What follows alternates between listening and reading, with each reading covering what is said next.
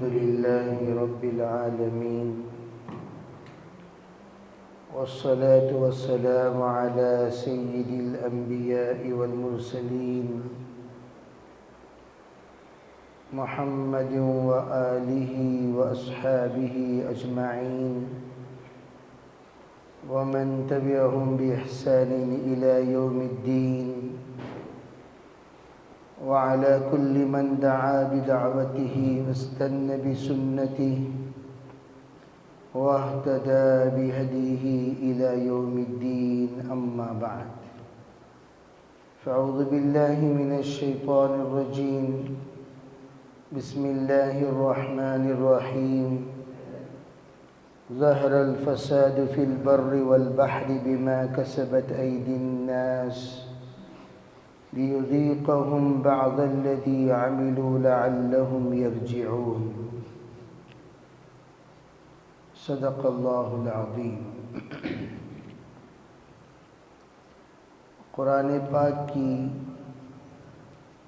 یہ مشہور آیت ہے جس میں اللہ تعالیٰ نے احوال عالم کو سمجھایا کہ دنیا میں کیسے کیسے حالات پیش آتے ہیں اور کیوں پیش آتے ہیں. ان حالات میں اللہ نے بندوں کو یہ بتایا، اللہ تعالی دنیا میں جو بھی کوئی حرکت لاتے ہیں اس میں کوئی نہ کوئی راز پوشیدہ ہے. اس راز کو سمجھنا اور اس راز کو اپنانا، اس وجہ کو سمجھنا اور اس وجہ کو اپنانا، یہ بندوں کی ذمہ داری ہے. اگر بندوں نے ان باتوں کی طرف توجہ نہیں دی، ان اشاروں کی طرف توجہ نہیں دی، پھر یہ ان کا قصور سمجھا جائے گا، کوئی اور بات نہیں ہوگی. جیسے کسی عجیب واقعے میں نقل کیا، جس وقت پوچھا گیا کسی سے کہ اللہ آپ نے ہمیں اچانک موت کیوں دے دی؟ اس پر اللہ نے پوچھا کیا ہماری نشانیاں تمہاری جانب نہیں آئیں؟ پوچھا کون سی نشانیاں؟ کہا تمہارا دادا بننا، تمہارے بالوں کا سفید ہونا، تمہارے گھٹنوں میں درد کا آنا، تمہارے کمر کا جھک جانا، یہ سب علامات ہیں اللہ کے پاس جانے کی. تو ان علامات جس وقت ظاہر ہوں، ہر ایک کو چاہیے کہ اپنی آخرت کی تیاری شروع کر دیں. اسی طرح اللہ تعالیٰ کچھ اشارے دنیا میں دیتے ہیں، اور اللہ تعالیٰ جب دیتے ہیں تو ان کو سزا کے طور پر نہیں، جزا کے طور پر. بعض مرتبہ بطور نصیحت، بطور عبرت اللہ تعالیٰ کی طرف سے وہ اشارے ہوتے ہیں. ان اشاروں میں ایک اہم اشارہ ہے بحر و بر میں فساد کا آ جانا. آپ اگر سیاق و سباق کو دیکھیں گے، اللہ جل جلالہ امن والہ خالق ہے پورے کائنات کی. پورے کائنات کا خالق اللہ ہے. اللہ الذی خلقکم ثم رزقکم ثم یمیتکم ثم یحییکم هل من شرکائکم من یفعل من ذلک من شیء. اللہ تعالیٰ اس سے پہلے کی آیت میں یہ پوچھتے ہیں، سوال کرتے ہیں، اللہ نے تمہیں پیدا کیا، پھر اللہ نے تمہارے لیے رزق کا انتظام بنایا، اللہ نے تمہارے لیے اجل متعین فرمائے، موت کا وقت متعین کیا، اور وہی اللہ تمہیں درمیان میں موت کا اشارہ ہونے کے باوجود دوبارہ اللہ حیات دیتے ہیں. جس طرح ہم خود اچھی طرح جانتے ہیں رات کو بندہ سوتا ہے زندہ ہوتا ہے، تو یہ ایک علامت ہے کہ اللہ روزانہ ایک زندگی تم نے عطا کی. بہت سارے مرتبہ بندہ اس طرح بیمار پڑتا ہے کہ آخری وقت تک پہنچ جاتا ہے، بلکہ دل میں یہ بات آ جاتی ہے اب میں جانے والا ہوں، پھر بھی اللہ تعالیٰ صحت دے کر اسے دوبارہ زندگی عطا فرماتے ہیں، بہت سارے حوادثات سے اللہ بچا لیتے ہیں، بہت سارے نقصانات سے اللہ بچا لیتے ہیں، بچا کر اللہ تعالیٰ پھر دوبارہ اسے زندگی عطا فرما دیتے ہیں۔ اللہ یہ پوچھتے ہیں ثم یمیتکم ثم یحییکم، موت کے حالات اور حیات کے حالات لانے والا میں۔ پھر اللہ پوچھتے کیا تمہارے وہ شرکا جن لوگوں کو تم نے اپنے ساتھ شریک کیا، کوئی بھی شکل میں، بتوں کی شکل میں، خداؤں کی شکل میں، مددگاروں کی شکل میں، معاونوں کی شکل میں، جن جن کو تم نے شریک کیا، من یفعل من ذلک من شیء، ان تمام چیزوں میں سے، من ذالکم، ان تمام چیزوں میں سے، ذرا برابر ان چیزوں میں سے کون ہے کرنے والا؟ کوئی نہیں کرتا، جو بھی کرتا ہے وہ اللہ کرتا ہے۔ سبحانہ وتعالی اما یشرکون، اللہ تعالیٰ تمہارے شرک سے بالکل پاک ہے۔ اللہ اس بات کو بتانے کے بعد، یعنی خالق جب میں ہوں، میں خالق اگر فساد لا رہا ہوں روئے زمین پر یا پانی پر، جیسے کہ اس وقت ہم لوگ دیکھتے ہیں اخباروں میں کہ پانی کا فساد ہوا، بہت سارے اللہ کے پیارے ہو گئے، اللہ ان کی مغفرت فرمائے، اللہ تعالیٰ ان سب کی حفاظت فرمائے، اللہ ان کی مدد فرمائے۔ جب بھی اس طرح کے فسادات آئے تو ہم لوگوں پر چاہیے کہ ہم فوراً توبہ استغفار میں کثرت شروع کر دیں، اللہ کی طرف رجوع ہونا شروع ہو۔ صحابہ کے زمانے میں تھوڑی سی ہوا بھی تیز چلتی، فوراً صحابہ نماز کی طرف متوجہ ہو جاتے، یہ سوچ کر کہ اللہ تعالیٰ کہیں ہم سے ناراض تو نہیں ہو گیا، اللہ کا عذاب کہیں اتر تو نہیں رہا ہے، فوراً رجوع ہو جاتے۔ اسی طرح علماء کہتے ہیں کہ جب زمین میں کوئی فساد آئے تو یوں سمجھنا چاہیے کوئی گناہ ہم سے ہو رہا ہے، کوئی غلطی ہم سے ہو رہی ہے، کوئی چوک ہم سے ہو رہی ہے، کون سی ایسی غلطی ہے، فوراً اس کا جائزہ لیں اور اس جائزہ لینے کے بعد فوراً اس سے توبہ کریں۔ اسی لیے کہا بما کسبت ایدی الناس، یہ فساد کا ہونا لوگوں کے اعمال کے نتیجے کی بنیاد پر ہے۔ اب سوال پیدا ہوا کون سے ایسے اعمال ہیں جن کی وجہ سے عذاب ہونے لگتا ہے؟ علماء فرماتے ہیں ایک ہے زکوٰۃ کی ادا نہ کرنا، نماز ترک کرنا،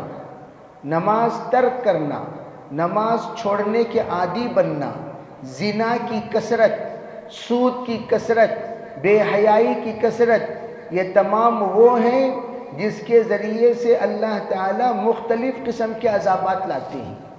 جہاں پر لوگ زکوٰۃ نہیں دیتے وہاں پر یا تو بارش رک جاتی ہے یا سیلاب آ جاتا ہے، دو میں سے ایک ہوتا ہے۔ زکوٰۃ کے روکنے کی بنیاد پر ہم لوگ عام طور پر دیگر چیزوں کی طرف توجہ دیتے ہیں، یہاں آڑ بن جانا تھا، یہاں پر یہ بن جانا تھا، وہاں پر وہ بن جانا تھا۔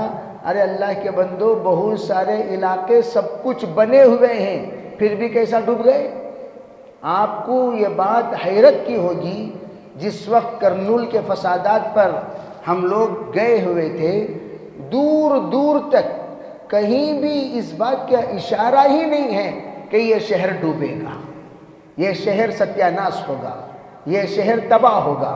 اتنا پانی یہاں آئے گا، نہ آزو بازو نہ اوپر نیچے کوئی اشارہ وہاں موجود ہے۔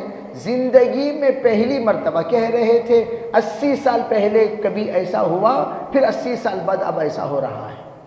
حیرت کی بات ہے کہ ایسے شہر جن کا ڈوبنا بالکل سمندر کے قریب ہونے کے باوجود اللہ بچا لیتے ہیں، سمندر سے دور ہونے کے باوجود، ندیوں سے دور ہونے کے باوجود ڈوب گئے۔ کیسا ہوا بھائی؟ اس بات کی طرف تذکرہ تبصرہ کرے بغیر قضائے مولا از ہما اولا سمجھنا چاہیے۔ اللہ کا یہ فیصلہ تھا، ڈوبنا ڈوب گیا، اب کرنا کیا چاہیے؟ ایک تو یہ ہے کہ بھئی بحیثیت انسان کے ہم لوگوں کو مدد کرنا چاہیے۔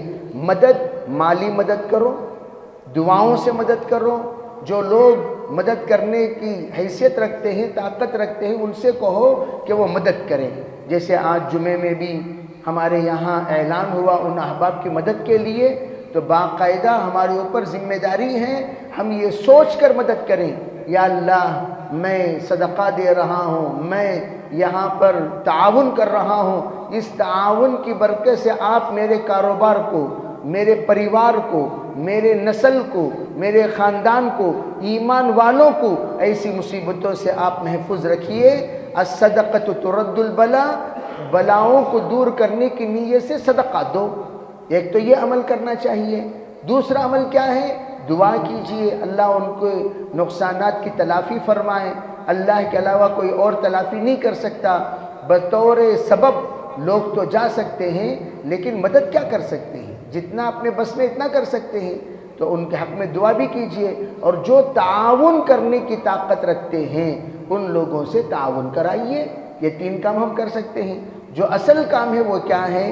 اس کو یہاں قرآن نے بیان فرمایا، لِيُذِيقَهُمْ بَعْضَ الَّذِي عَمِلُوا۔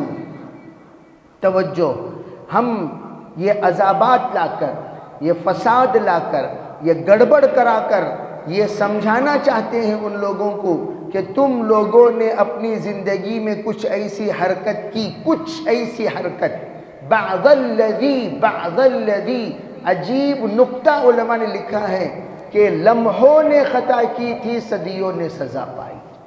بڑا گناہ ہونا کوئی ضروری نہیں ہے، آپ چھوٹا گناہ کیے لیکن وہ گناہ بڑا گناہ سے کم نہیں ہے۔ وہ گناہ کی طرف ہماری توجہ ہی نہیں، ہمارا خیال ہی نہیں، ہمارے سوچ ہی نہیں، ہمارے اس کی طرف ذہن بڑھتا ہی نہیں، جاتا ہی نہیں۔ ایسے گناہ، اس گناہ کے بدولت نتیجہ کیا ہوا؟ اللہ نے عذاب نازل کیا، لِيُذِيقَهُمْ بَعْضَ الَّذِي عَمِلُوا، تاکہ ان کو چکائیں ان بعض اعمال کے بدولت جو کچھ انہوں نے اپنی زندگی میں کیا ہے۔ یہ کیوں اللہ چکانا چاہتے ہیں؟ لَعَلَّهُمْ يَرْجِعُونَ، تاکہ وہ احباب اللہ کی جانب آ جائیں اور آ کر توبہ کر لیں۔ اللہ تعالیٰ فرماتے ہیں کہ آپ آ جائیں ہماری جانب، کیا مطلب ہے؟ فوراً توبہ کرو۔ ایک عجیب بات ایک بزرگ کہنے لگے، جس وقت کوئی مارنے کے لیے جائے، وہ اگر کہے نہیں، اپنا چہرہ بالکل معصوم بنا کر، اپنے بدن کو سکڑ کر اگر وہ کہہ دیں کہ نہیں مت ماریے، آئندہ نہیں کروں گا، تو کیا کرتے ہیں؟ مارنے والے اپنی چھڑی روک لیتے ہیں۔ بھئی مارنے ہی کے لیے گئے تھے لیکن مارنے والے اپنی چھڑی روک لیتے ہیں۔ جس وقت بندہ متواضع ہو جاتا ہے، جب اللہ اس طرح کا اشارہ آپ کی زندگی میں دیا، اسی وقت توبہ کر لینا چاہیے تھا۔ تو یہ توجہ نہیں دیتے، پھر دوبارہ توجہ نہیں دیتے، سہبارہ توجہ نہیں دیتے، چوتھے بار توجہ نہیں دیتے۔ ارے بھئی بار بار موقع دینے کے باوجود جب آپ توبہ ہی نہیں کیے، تب جا کر اللہ کی طرف سے عذاب آتا ہے۔ تو میں خاص طور پر ہم سب کے لیے نصیحت ہے کہ ہم اپنے گناہوں کا بیٹھ کر جائزہ لیں۔ کبھی ہم نے ماں باپ کو ستایا ہوگا، پریشان کیا ہوگا، بیوی بچوں کے حقوق مارے ہوں گے، ساتھیوں کے حقوق مارے ہوں گے، قرض لے کر ڈبایا ہوگا۔ بہت ساری ہماری غلطیاں وہ ہیں جو ہمارے سوا کوئی نہیں جانتا سوائے اللہ کے۔ ہمیں معلوم، اللہ کو معلوم۔ ہمیں پتہ ہے کہ جوانی سے لے کر اب تک ہم نے کیا کیا حرکتیں کی ہیں۔ ان تمام گناہ سے توبہ کر لیں، ورنہ بعض گناہ وہ ہوتے ہیں جس کا خمیازہ نسلوں کو بھگتنا پڑتا ہے، نسلوں کو بھگتنا پڑتا ہے۔ پردادا نے غلطی کی، ارے بھئی پڑ پوترا اس تکلیف کو بھگت رہا ہے، یہ بھی بھگت رہا ہے، وہ بھی بھگت، نسل نسل تک۔ جیسے حدیث قدسی میں ہے، انی اذا اعصیت غضبت، جب لوگ میری نافرمانی کرتے ہیں میں ناراض ہو جاتا ہوں، غصے میں آ جاتا ہوں۔ وَإِذَا غَضِبْتُ لَعَنْتُ، جب میں غصے میں آتا ہوں تو لعنت برستا ہوں۔ فَإِنَّ لَعْنَةَ مِنِّي تَبْلُغُ السَّابِعَ مِنَ الْوُلْدِ، اور میری لعنت 7ویں نسل تک جاتی ہے، 7ویں نسل تک جاتی ہے۔ بعض مرتبہ خاندانوں میں بے برکتی، خاندانوں میں عجیب و غریب بے چینی، بے قراری۔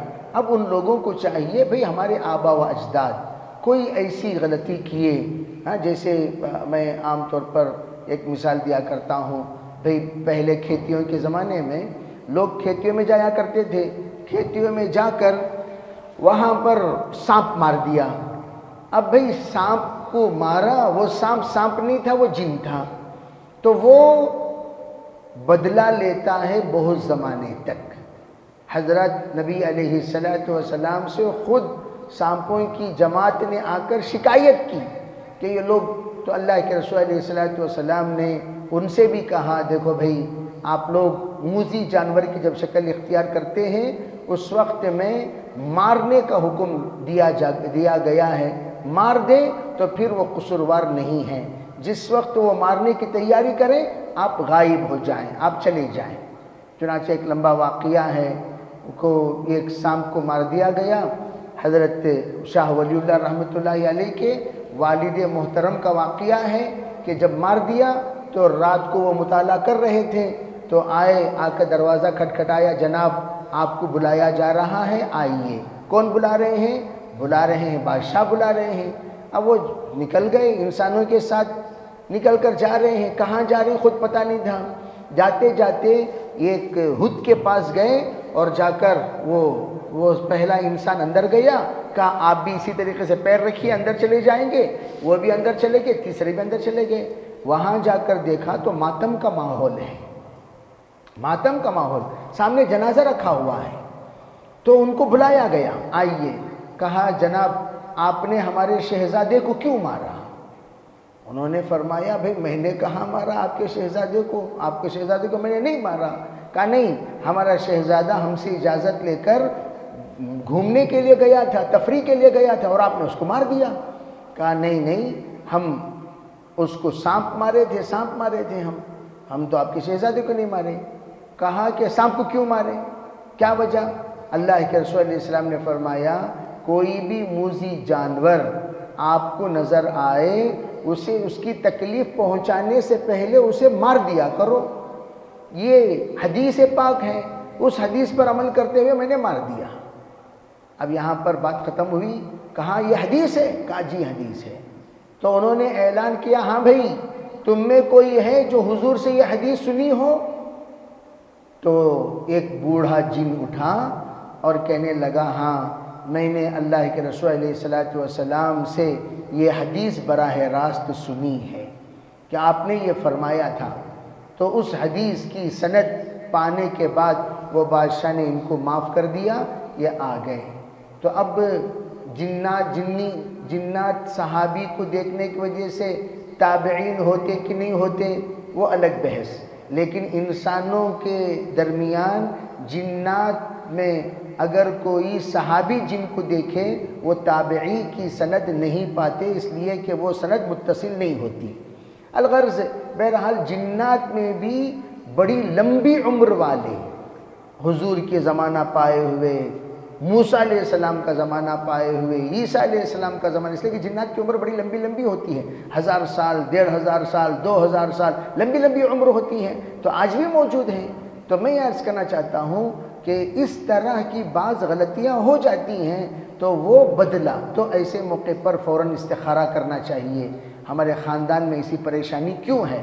اللہ سے مشورہ کرو، 2 رکعت نماز پڑھو، استخارے کی دعا کرو، اور 1 دن 2 دن 7 دن 11 دن باقاعدہ آپ استخارہ کرو۔ استخارے میں آپ کو اشارہ ہوگا، کوئی معتبر عالم دین کے پاس جاؤ، جا کر پوچھو اس طریقے کی مجھے استخارے میں اطلاع ملی، اس کا جواب کیا ہے، وہ جواب بتائیں گے، اس پر عمل کیجئے، انشاءاللہ ثم انشاءاللہ ان تمام پریشانیوں سے اللہ نجات دیں گے۔ اسی لیے آگے کی آیت میں فرمایا قُلْ سِيرُوا فِي الْأَرْضِ فَانْظُرُوا كَيْفَ كَانَ عَاقِبَةُ الَّذِينَ مِنْ قَبْلِ كَانَ أَكْثَرُهُمْ مُشْرِكِينَ، فرمایا جائیے جا کر دیکھیے کس طریقے سے ان لوگوں کا انجام ہوا ہے جو شرک کرتے تھے، جا کر دیکھیے، گھومیے، تو آپ کو بہت سارے فسادات کے نتائج نظر آئیں گے، اور وہاں جانے کے بعد جن گناہوں کی بنیاد پر ان پر عذابات آئے ان گناہوں سے ہمیں اور ہماری نسلوں کو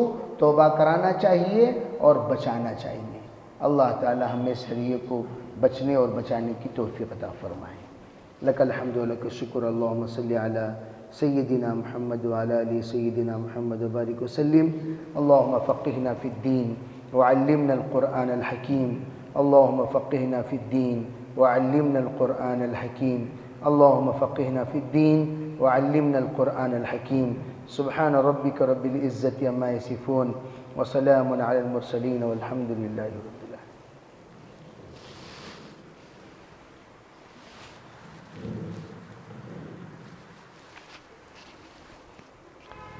استغفر الله.